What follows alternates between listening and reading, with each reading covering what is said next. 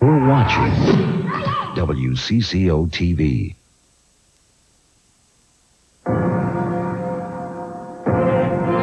Next on Court TV's Inside America's Courts. I told him he took Nicole for granted, and he blew up. The prosecution continues to roll out its witnesses. Can you tell us what you saw? I saw a lady laying down, full of blood. How will the defense counter this week's testimony? The time of death is starting to move backwards. When they had the opening statement, it was 10:15. Now it's 10:15 at 10:20. When we finish, it's going to be 11 o'clock. You'll find out next.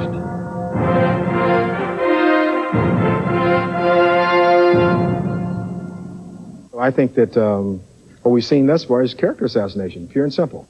That's what the defense believes, but the prosecution calls it convincing evidence of murder.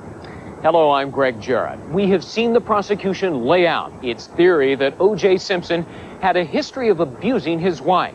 This week, the focus shifts to a timetable for murder, with Denise Brown on the witness stand describing the final hours of her sister Nicole's life. We kissed each other goodbye.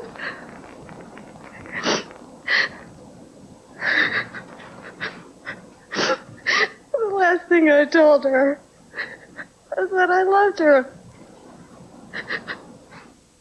Prosecutors are counting on Denise Brown to provide an insider's view into the Simpsons' marriage and to turn this once public hero into a villain, a wife-beater, and a killer. She describes O.J. Simpson as a man capable of extreme fits of rage. His whole face just changed completely when he got upset. It wasn't as if it was O.J. anymore. He looked like a different person, and that's what Nicole had always said when he gets angry. She recalls incidents of verbal abuse and cruelty. What did the defendant say about your sister's weight while she was pregnant? I used to call her a fat pig. Did your sister Nicole react in any way on those occasions when the defendant would call her a fat pig or say that he hated fat women? At one point, she didn't care how much weight she gained. She just wanted him to leave her. And after Nicole Brown lost weight, He loved it. Look at her. She looks great, doesn't she? She's mine. That's what the defendant would say? Yeah, she was always like a possession. the defense has argued all along that evidence of domestic abuse has nothing to do with killing Nicole Brown. And they hope the jurors are thinking the same thing. But the prosecution hopes this key witness sends a message to jurors that what this case is really about is human tragedy. To somehow sense what loss we have. And also, we realize then that it's not just, this case is not only about O.J. Simpson, but also about a victim here. Do you see an injury there at her left eye? Yes, I do. Prosecutors have more. They try to introduce into evidence this photograph of Nicole Brown, a photo recovered from the victim's safety deposit box. It's clear to me that what Nicole Brown was doing was, one, identifying her future murderer, her future killer, and she was trying to establish for us, for myself and Mr. Gordon and Miss Clark, proof of a pattern of abuse. But the defense objects after the jurors see the photograph, arguing they've been blindsided. I have been practicing for a long time, and I've never seen anything quite this extraordinary, where a photograph that is clearly inadmissible is just thrown up on giant screen television for the jury to see.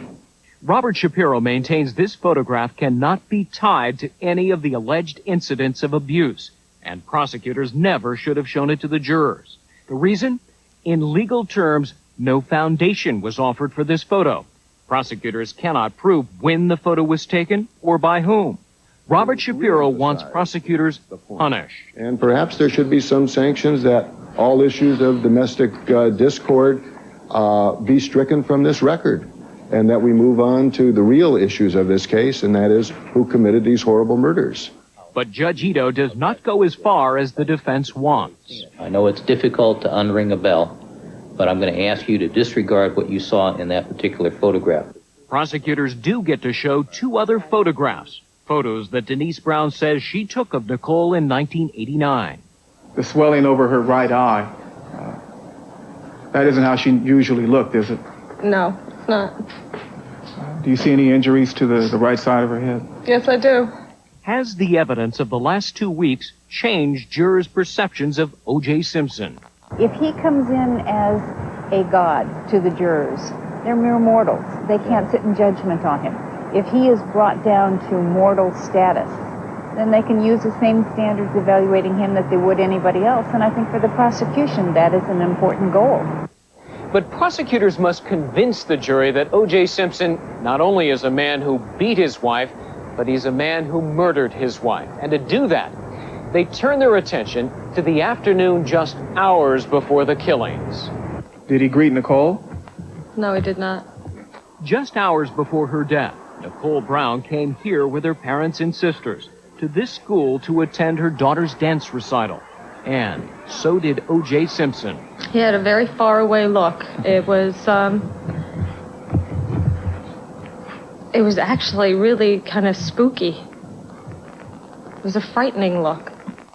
According to Denise Brown, O.J. Simpson kept to himself, sitting alone in the corner of the auditorium. Every time I turned around, he was staring at Nicole.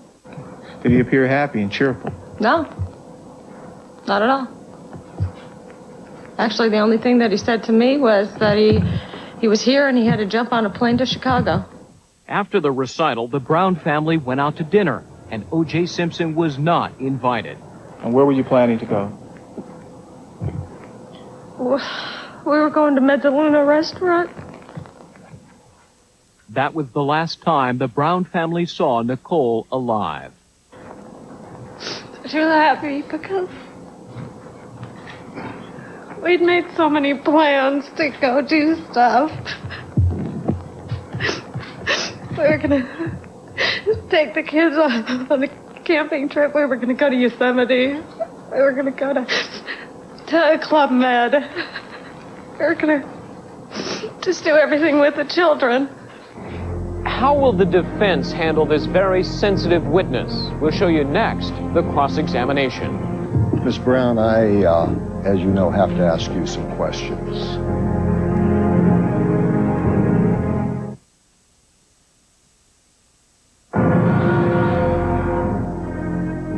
Denise Brown says O.J. Simpson is a man with a dark side. Now the defense gets its chance to cross-examine her. And you have told us that you had some problems with alcohol in the past. Yes. Defense attorney Robert Shapiro launches a gentle and limited attack, trying to undercut Denise Brown's credibility. He questions the victim's sister about the number of drinks she had on the night she claimed she saw O.J. Simpson grab Nicole in a bar. In terms of intoxication, if we use the terms sober being one who had just consumed a minimum amount of alcohol but still would be able to drive, and drunk and intoxicated in between, would you be able to put yourself on that scale? Well, I would not have driven home. These are good defense attorneys, and I know that what they're trying to do, and their job really is to try and put the prosecution to its task. Make the prosecution prove its guilt beyond a reasonable doubt. That's not all the defense wants to do. It takes this opportunity to show Nicole Brown in a different light. You described your sister to the district attorney as being smart, as being intelligent, and as being very beautiful. Is that correct? Yes. Did you also describe her as being independent? Yes. Did you describe her as being strong? Yes. Will this testimony persuade the jury that Nicole Brown was not the weak and defenseless victim portrayed by the prosecution? To the lay person, you hear a description like this, you say this is a woman with options. She can leave, she can handle herself, she's not a victim. The defense challenges Denise Brown's description of O.J. Simpson as menacing and brooding on the afternoon just hours before the killings. To do that, they introduce this videotape taken just after the dance recital. Where were you saying goodbye to O.J.? At the Paul Revere High School. And was this directly after the recital that you have just testified to? Yes. Robert Shapiro plays the video. O.J. Simpson is seen smiling and saying goodbye to members of Nicole's family. He then embraces his youngest son. She has described hostile behavior, angry behavior, quiet behavior, threatening behavior. So the reliability of her definitions and of her perceptions, I think, are important. But prosecutor Chris Darden hits back, using the videotape to the prosecution's own advantage. Was there anything about his mannerisms that suggested to you that he was in pain? No. Did he walk with a limp? No. The prosecution tries to show that O.J. Simpson's acute arthritis is a ruse, and that he is physically capable of killing two people. But the battle over the videotape is not over yet. Robert Shapiro asks Denise Brown to take a closer look at this scene.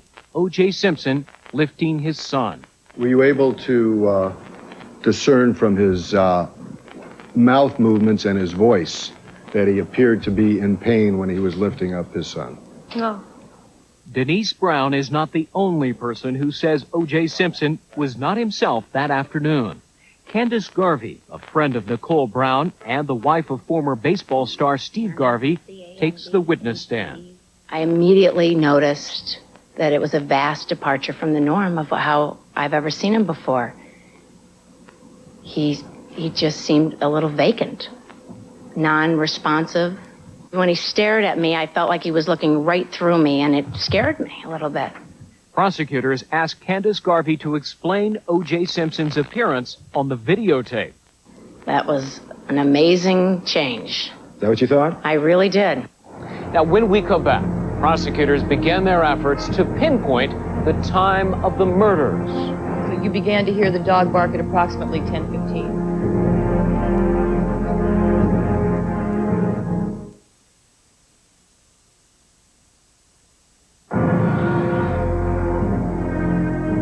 As prosecutors attempt to pinpoint for the jury the time of these murders, they began by trying to establish what happened in the final moments of the victims' lives. Do you recognize what we're showing you here? Yes. What is it? It's Ron's shirt and pants. Karen Crawford may have been the last person besides the killer to see Ron Goldman alive. She worked with Goldman at Mezzaluna Restaurant. And you recall seeing Ron actually leave the restaurant at 10 minutes to 10? I saw him walk out the door. Goldman planned to drop off an envelope at Nicole Brown's home, an envelope containing lost eyeglasses. That envelope eventually was found next to his body. The eyeglasses were left behind earlier that evening when Nicole and others dined at Mezzaluna. But was there more? Was there a relationship between Nicole Brown and Ron Goldman? Did they hug? They may have. Did they kiss? I don't think so, no. Are you sure? No, I'm not sure. At 10 o'clock that evening, I was watching the news in the master bedroom on the 3rd floor with my wife. Pablo Fenvez lived just behind Nicole Brown's condominium. 15 or 20 minutes into it, I heard a very distinctive barking. I described it at the time as a plaintive wail. It sounded like a, very unhappy animal. Eva Stein lived next door. So you began to hear the dog bark at approximately 10:15? At approximately 10:15. The prosecution's point? The dog began barking when the attacks began. But on cross-examination, the defense tries to cast doubt on the time frame. Johnny Cochran goes after neighbor Eva Stein about the timing of the barking and the number of dogs she may have heard. Did you then tell the police officers that sometime between 10:15 p.m. and 10:45 p.m., you were awakened by what you described as, quote, intense barking by a, quote, a few dogs? Yes. I should have been home at least a half hour earlier. Louis Carr, Eva Stein's boyfriend, flew back to Los Angeles the night of June 12th. If his plane had been on schedule that night, he may have arrived home just in time to catch the killer in the act. As it was, he went outside to check the mail. I saw a dog in the street coming at me, barking very profusely. So you got home no later than 10:45? No later. When you spoke with interviewing officers Harrow and Harper, and you told them that you'd arrived home between 10:50 and 11 o'clock, you're being as accurate as you could at that time. Isn't that correct? That's correct. I saw a dog running back and forth across the street, barking. I knew that it was blood. It was red. Stephen Schwab was walking his own dog in the neighborhood. Schwab says he spotted Nicole's Akita barking at her house. As I got closer to the dog, the first thing I saw was some blood on one of the back paws. It followed him home, and he gave the dog to his neighbor, Sukru Bastepi, to take care of. Sukru Bastepi says he took the dog for a walk, hoping to find its owner. The dog led him along this street and sidewalk, pulling harder and harder on its leash until he got right about here. The reason you stopped, because the dog stopped and looked up the pathway? Yes. What did you do? I turned to my wife and said there was a dead person there. No one can say precisely what time the Akita began barking, but the prosecution believes testimony from all of these witnesses and their general time references proves the murders occurred at about 10:15, when O.J. Simpson would have no firm alibi and plenty of time to get home, because he was next seen just before 11 o'clock. I'm sorry, you have a bit of a hearing problem? Yes. But even in a double homicide trial, there can be breaks in the tension. Witness this exchange between Johnny Cochran and Nicole Brown's hard-of-hearing neighbor. You've lived in this particular house for 51 years? I'm sorry, I didn't hear that. Are you tuning me out? Are you...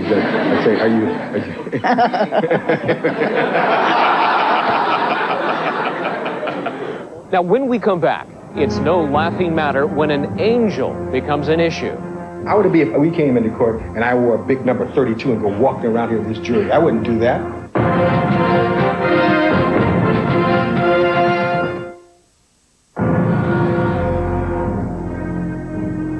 Prosecutors are laying out the case that they believe proves O.J. Simpson is a murderer, and they end the week by taking the jurors to the crime scene through the eyes of those who were there. It actually took us a couple seconds to find the body because it was so dark.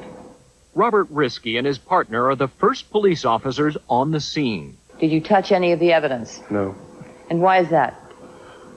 because I was trying to preserve the integrity of the crime scene. But on cross-examination, Johnny Cochran tries to show that police were careless with evidence. Were any of the officers wearing any booties on their shoes at all that morning? No, Were any of the officers at all using gloves that morning when they were out there? not that I recall, no. Officer Risky also describes a display of crime scene photographs, and this is how O.J. Simpson responds to them. Court TV's Kristen Jeanette Myers was inside the courtroom at the time, observing more than the camera could. It was very difficult for the defendant and the families. The jurors, interestingly, had no noticeable reaction to these very gruesome photos. Officer Risky goes inside Nicole Brown's home. He testifies he sees pictures of O.J. Simpson and a letter with Simpson's address. Then he telephones his watch commander. And I told him that O.J. Simpson was somehow involved. Marcia Clark tries to put those words in context because they may support the defense's theory that police improperly targeted O.J. Simpson from the beginning. Now, by involved, did you mean as a suspect? No, his, potential victim, maybe it's his wife, I didn't know. Inside the home, Risky finds candles burning and a bathtub full of water, and he makes a discovery on a stairway leading to the garage. We saw a cup of ice cream sit on a banister of the stairway. But Johnny Cochran makes a lot out of a little cup of ice cream. It wasn't melted at that point, was it? In my opinion, no. It was melting. It was melting. About half and half. All right. The defense's point, the ice cream was purchased at Ben & Jerry's hours earlier. If it is only partially melted when the police see it, then the murders may have been committed later than the prosecution thinks, and O.J. Simpson would have an alibi. There are also some significant issues resolved this week without the jury in the courtroom.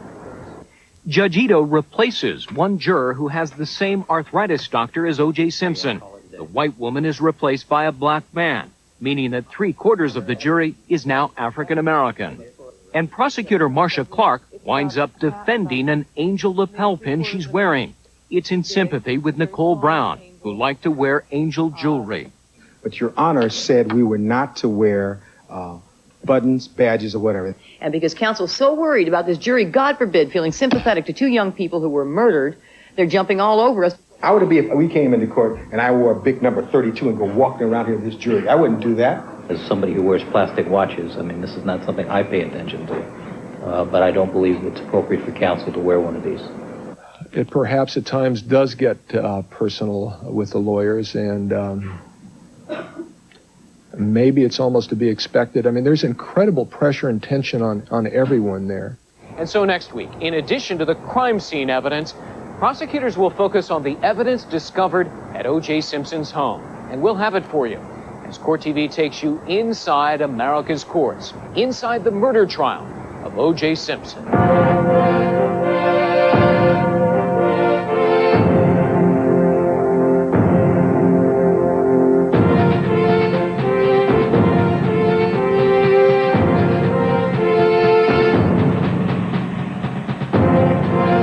Promotional consideration provided by...